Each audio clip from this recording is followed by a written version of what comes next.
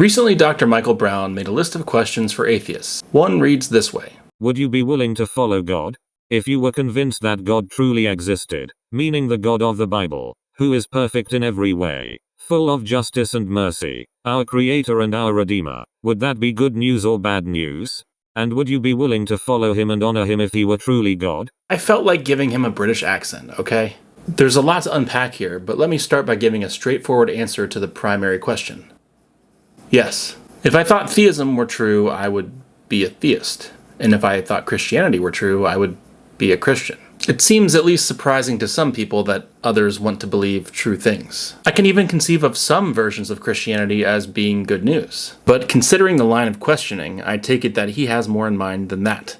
Based on what I know of Brown's theology, when he asks if we would worship the God of the Bible, he likely means God as he's depicted in the text when read with a literalistic bent.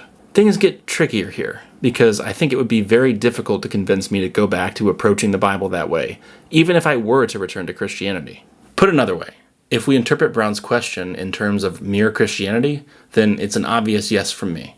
If we sneak a lot of theological baggage into the question, I'd still want to say yes in principle. After all, maybe I'm wrong about the belief that, say, a morally perfect being could command human agents to slit the throats of toddlers. You're totally wrong about that.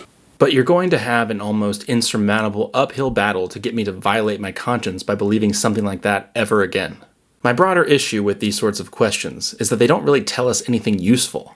Surely Brown knows that many people have moral qualms with what he's calling the God of the Bible, just like I'm sure that he has moral qualms with what Muslims might call the God of the Quran. In many cases, the question essentially boils down to this. What if a worldview you consider deeply immoral were true? Would you believe it? Would you worship the God of that system? Whether you choose yes or no, there's going to be squirming no matter who answers it.